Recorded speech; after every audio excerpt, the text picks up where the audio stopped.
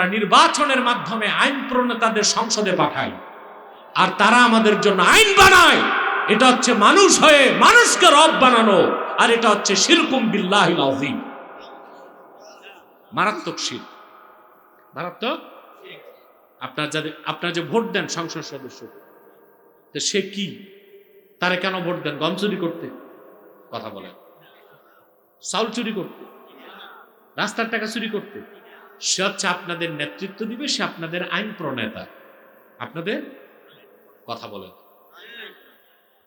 পাঠাইলেন সংসদে, সংসদে বিল আসলো, স্পিকার বিল উপস্থাপন করার পর বলবে এটার পক্ষে কে কে, তখন যারা পক্ষে তারা বলে হ্যাঁ, বিপক্ষে কয়েকজন থাকে বলে না, তখন স্পিকার বলে হায় জয়যুক্ত হয়েছে, হা জয়যুক্ত হয়েছে, হা জয়যুক্ত হয়েছে, আইন হয়ে গেল। অথচ আইনটা সরাসরি কোরআন সুন্নাহর সাথে সাংঘর্ষিক। এমন আইন হয় না? কথা বলেন। আল্লাহ যেটাকে হারাম করছেন, দুনিয়ার সমস্ত পার্লামেন্ট মেম্বার একসাথে হয়েও সেটারে হালাল করতে পারে না। আল্লাহ যেটারে হালাল করছেন, দুনিয়ার সমস্ত পার্লামেন্টের সদস্যরা বসে ওটারে হারাম করতে পারে না। এটা শিরক। এটা কি? এই শিরক হচ্ছে। কথা বলে। আল্লাহ হালাল করছে, আপনারা হারাম করেন। আল্লাহ হারাম করছে, আপনারা হালাল করেন। কথা বলেন। মদ কি? আমাদের সংসদে বিগত কালে মদের লাইসেন্স দেওয়া হয় নাই? লাইসেন্স মানে বৈধতা। এখন এই কুফর যদি থাকে, তখন কি আর রাজনীতি করা যায়? তো উপায় কি? উপায় তো লাগবে। সংসদ তো ফাঁকা রাখা যায় না। সব যদি কাফের মুশরিক বেঈমান সংসদ দখল করে, তার আপনি থাকতে পারবেন? কথা বলেন। এজন্য আমরা যারা রাজনীতি করি না, খেলাফত চাই, আমরাও চাই ইসলামের পক্ষে কথা বলার সর্বোচ্চ সংখ্যক সদস্য সংসদে যাক, কিন্তু শিরক করে নয়, শিরিককে বাদ দিয়া। এখন শিরিককে বাদ দেওয়ার উপায় কি? শুধু একটা কাজ করলেই হয়ে যেত, সংবিধান শিরক মুক্ত, সংসদ শিরক মুক্ত, রাজনীতি শিরক মুক্ত। ওই কথাটা হচ্ছে শুধু সংবিধানের শুরুতে লিখে দিতে হবে বাংলাদেশ সংবিধানের মূল উৎস হবে কোরআন ও সুন্নাহ। সংবিধান হালাল, সংসদ হালাল, রাজনীতি হালাল। খেলাফত প্রতিষ্ঠার আগেও ইসলামী রাজনীতিতে থাকতে হবে, কিন্তু অবশ্যই তা হতে হবে শিরক কুফর মুক্ত অবস্থায়। অবশ্যই তা হতে হবে কাফের মুশরিকের সাথে আপোষ না করে। এটাই তো আমাদের ন্যারেটিভ, এটাই তো আমাদের বক্তব্য। তো বুঝো না কেন? বুঝো না, না বুঝো বুঝতে চাও না? কোনটা? বুঝেও বুঝতে চায় না। আরে ভাই, যে লোকটা ঘুমায় ওরে আস্তে ডাক দিবেন, ঘুম থেকে উঠে যাবে। আর যে জেগে জেগে ঘুমায়, ওর পাছায় যদি ফুটবলের মতো লাথি উঠবে, উঠবে না। আমাদের কথা সাফ স্পষ্ট। 9 মাস বসে জাতীয় ঐক্যমত্য কমিশনে সংস্কার হয়েছে, বুঝছে না? একটা দুইটা দল, 31টা দল বসছে। কতটা দল? এর মধ্যে ইসলামপন্থী দলগুলো ছিল, জাতীয়তাবাদী দল ছিল, বাম দলও ছিল না? 9 মাস বসছে, 9 মাস মিটিং করছে, সংস্কার করবে, কি করবে না করবে। চা বিস্কুটের টাকা গেছে 54 লাখ টাকা। কত? আমি জানি না আলী রিয়াজ কিভাবে এত টাকা বিল তুললো চা বিস্কিটের। এটাকে সোনার কাপে চা দিছে আর রূপার চামচে খাইছে, তা তো বিল আসে কেন? ওই যে কথা আছে, সরকার কি মাল দরিয়া মে ঢাল। সরকার কি মাল দরিয়া মে ঢাল। সে যেমনে পারছে খাইছে, যে যেমনে পারছে খাইছে। তারপর কি হলো? সংস্কারের নামে আমরা কিচ্ছু পাই নাই, বরং যারা রক্ত দিয়ে বাংলাদেশকে ফ্যাসিবাদ মুক্ত করেছে, আজ তারা একের পর এক জীবন দিচ্ছে। শরীফ ওসমান হাদির মৃত্যুকে মেনে নিতে কষ্ট হয়। আল্লাহ তারে শাহাদাতের উচ্চ মাকাম দেয়। এই ছেলেটা এনসিপির কিছু তো ভালো আছে, যা দেশপ্রেমিক, সবচেয়ে বড় কথা ইসলামকে ভালোবাসে। বাকি কিছু আছে সেকুলার। আর ওই সেকুলার বামগুলোই এনসিপিতে ঢুইকা মালপানি খাইছে। জুলাই আন্দোলনে দেখছি যে ছাত্র নেতাদের মুখে হাড্ডি গনা যায়, এখন এদের মুখ থেকে ঘি টপকায়। সব আঙ্গুল ফুলে কলা গাছ, কলা গাছ না বট গাছ। যারা ভালো ছিল, দেশপ্রেমী, ভারত বিরোধী, আগ্রাসন বিরোধী, এদের অন্যতম ছিল শরীফ ওসমান হাদি। ইসলামের পক্ষে কথা বলতো, প্র্যাকটিসিং মুসলিম ছিল, 5 ওয়াক্ত নামাজ পড়তো, মাদ্রাসায় আলেম পর্যন্ত পড়াশোনা করে ভার্সিটিতে ঢুকছে। মাদ্রাসার ছাত্র সে, জালকাঠি মাদ্রাসা থেকে আলেম পাস করে ভার্সিটিতে ঢুকছে।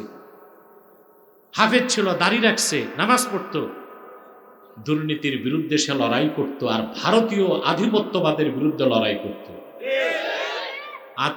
আজ তাকে জীবন দিতে হল কেন? 9 মাসে সংস্কার কমিশন একটি ঐক্যমত্যে পৌঁছতে পারলো না কেন? একটি কথায় একমত হলো না কেন? বাংলাদেশের সাথে ভারতের কোন চুক্তি সম্পর্ক থাকতে পারবে না, ভ্রাতৃত্বের সম্পর্ক থাকবে না, সম্প্রীতির সম্পর্ক থাকবে না, থাকবে বাণিজ্যিক সম্পর্ক। তাও হতে হবে সম্মানজনক, ঠিক কিনা? ও দাদাগিরি করবে আর আমরা মেনে নিব, এত সস্তা? কথা বলেন প্রিয় ভাইরা, যে কথা বলছিলাম, অতএব অবশ্যই মনে রাখবেন, যে কথা বলছিলাম, সংবিধানকে বৈধ করুন। সংবিধানের শুরুতে লেখা হোক বাংলাদেশ সংবিধানের মূল উৎসবে কোরআন ও সুন্নাহ, তাহলে আপনারা শিরকের মতো গুনাহ থেকে বেঁচে যাবে। কথা বুঝতেছেন? এটা আসল সংস্কার। এটা কি?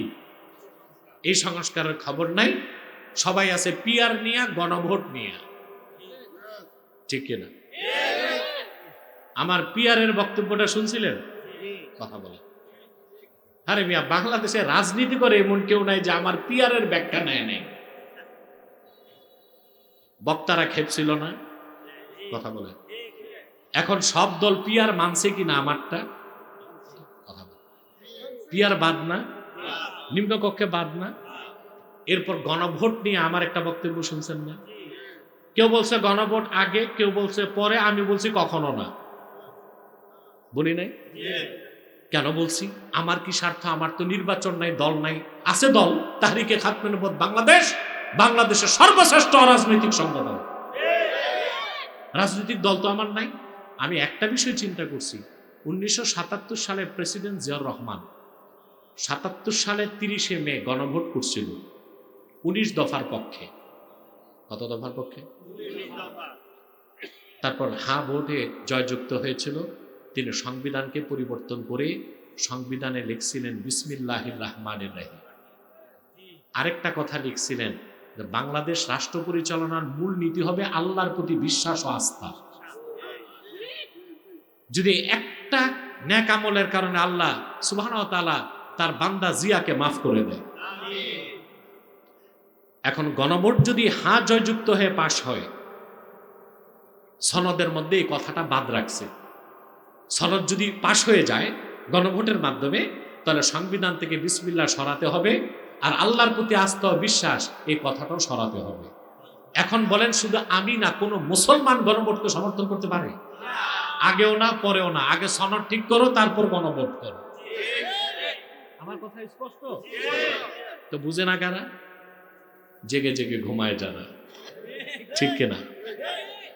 আমার ভাইরা, আল্লাহ রাব্বুল আলামিন বলেছেন, ফা ইন তাওয়াল্লাউ ফাকুলু শাহাদু বিআন্না মুসলিমুন। যদি আহলে কিতাব এই কথাগুলো বিশ্বাস না করে মুখ ফিরিয়ে নেয়, উম্মতে মুহাম্মাদি তোমরা বলে দাও, আহলে কিতাব সাক্ষ্য থাকো তোমরা আমরা মুসলমান। তাহলে আমাদের পরিচয় কি? আরো জোরে। এখন আসেন, মুসলিম কিভাবে হবেন? আগে হচ্ছে ঈমান। ঈমান হচ্ছে ইনকিয়াদুল বাতিন, আর ইসলাম হচ্ছে ইনকিয়াদুজ জাহির। ঈমান আনার পরে, মুমিন হয়ে যাবার পরে আল্লাহ রাব্বুল আলামিনের আনুগত্যকে বিনা প্রশ্নে প্রকাশ করার নাম হলো ইসলাম, ব্যক্তির নাম মুসলিম। সুবহানাল্লাহ। ইসলাম অর্থ কি তাই তো বুঝি না। ইমাম রাজি লিখেছেন তাফসির কাবীরে, ওয়া আসলুহু মিনাস সিলমে হুয়াল ইনকিয়াদু যাহির মা শারতে ইনকিয়াদিল বাতিন। ঈমান আনার পরে একনিষ্ঠ চিত্তে শরীয়তের সমস্ত বিধানকে মেনে আল্লাহর কাছে আত্মসমর্পণ করা, এটা হচ্ছে ইসলাম, ব্যক্তির নাম মুসলিম। বলেন সুবহানাল্লাহ। কিভাবে আল্লাহ রাব্বুল আলামিনের কাছে আত্মসমর্পণ করতে হয় সেই মহান শিক্ষা আল্লাহ তাআলা কোরআন কারীমে দিয়েছেন মুসলিম জাতির জনক ইব্রাহিম খলিলুল্লাহর মাধ্যমে। বলেন সুবহানাল্লাহ।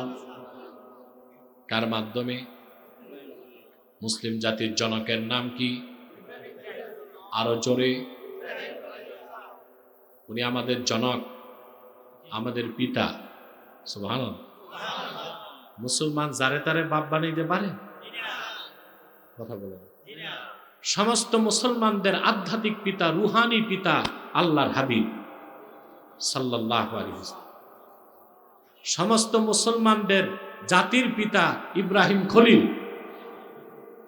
সমস্ত মুসলমানদের আদি পিতা আদম খলিল, আদম শফিউল্লাহ। যারে তারে মুসলমান বাপ বানাতে পারে না।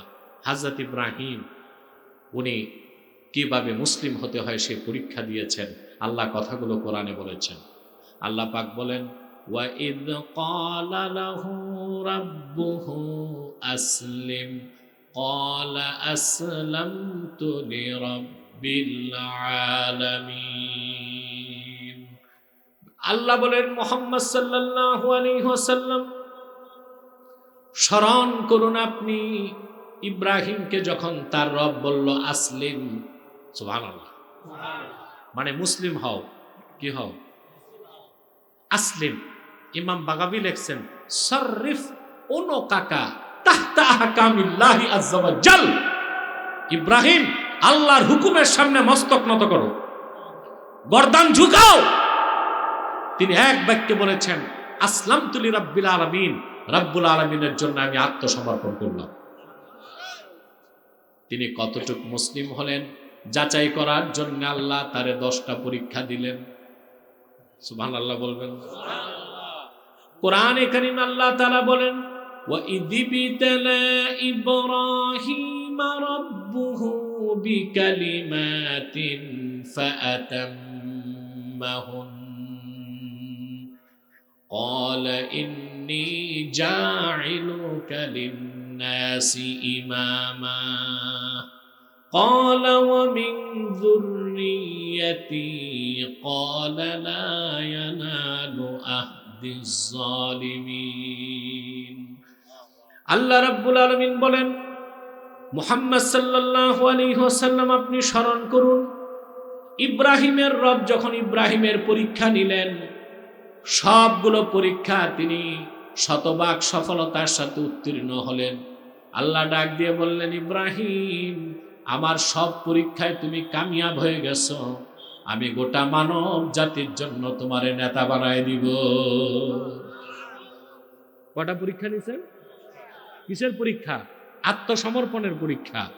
10টা পরীক্ষায় 2টা ছিল কঠিন, 2টা ছিল খুব কঠিন। এর একটা, উনি থাকতেন ইরাকের বাবেলে। কোথায়? এখন মানচিত্রে বাবেল নামে দেশ নাই, শহর নাই, ওটার নাম বেবিলন। কি নাম? বেবিলন।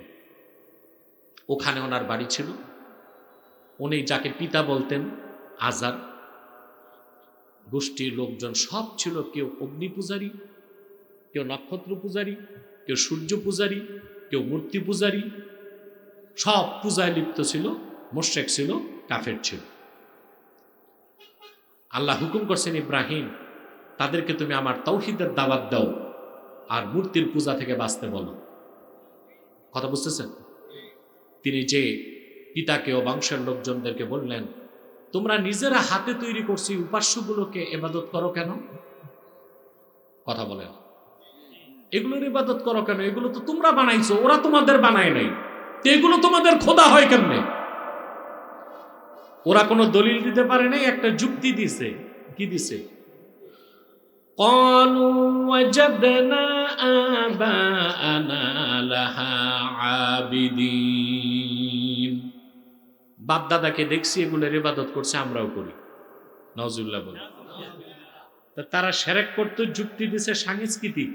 কি সাংস্কৃতিক? আমরাও কিন্তু সংস্কৃতির নামে শিরক করি বাংলাদেশে। ঠিকটা ঠিক মতো কইলা না? এই যে 21শে ফেব্রুয়ারিতে ফুল দিতে যায় শহীদ মিনারে, ওইখানে কি ভাষা শহীদরা ঘুমায় আছে?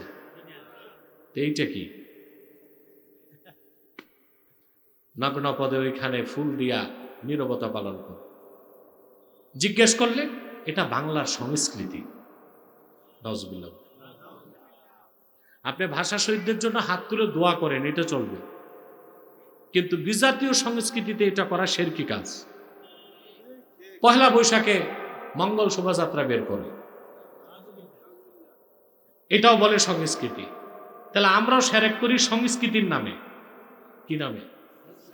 বাপদাদার দোহাই দিয়ে, যে আগে সবাই করে গেছে বাঙালিরা, আমরাও করি। ইব্রাহিম আলাইহিস সালামকে ওই জবাব দিছে, তারা বাপদাদা করছে, আমরাও। উনি দলিল প্রমাণ দিয়ে যখন বুঝাইতে পারলেন না, তখন বলেন ঠিক আছে শোনো। হযরত ইব্রাহিম বিপ্লবের ডাক দিলেন। ওয়াতাল্লাহি লাআকিদান্না আসনামাকুম বা'দা আন তুওয়াল্লু মুদবিরিন। আল্লাহর কসম, বাড়ি যাবা, আমি তোমাদের মূর্তিগুলোর ব্যাপারে চূড়ান্ত সিদ্ধান্ত গ্রহণ করব। সব ওরা বাড়ি গেছে, উনি একটা কুঠার নিয়া সবগুলো দেবদেবী মূর্তির নাক নকশা ভাঙ্গা শুরু করছেন। ভাঙ্গা মানচিত্র সমান টুকরা টুকরা করে দিছেন।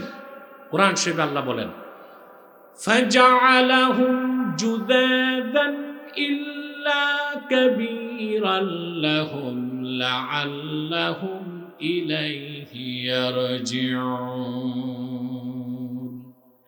জুজাদা, তিনি মূর্তিগুলোকে ভাঙ্গা টুকরা টুকরা করে দিলেন, একটা বড় মূর্তি রেখে দিলেন, যেন ওরা ওইটার কাছে ফিরে যেতে পারে জিজ্ঞেস করতে কামটা কে ঘটাইছে। কথা বলেন। সকালবেলা এসে ওরা দেখে ওদের উপাস্য আর দেবদেবী সব উপুত হয়ে পড়ে আছে। ওরা বলল, কাজটা কে করছে? মনে রাখবেন, যে বিপ্লবের ডাক দেয় আর বিপ্লব করে, সে নিজেকে গোপন রাখতে। লোকেরা বলতে লাগলো, চিনে ফেলছে কাজটা কে করছে। ক্বালু সামি'না ফাতান ইয়াযকুরুহুম ইউকালু লাহু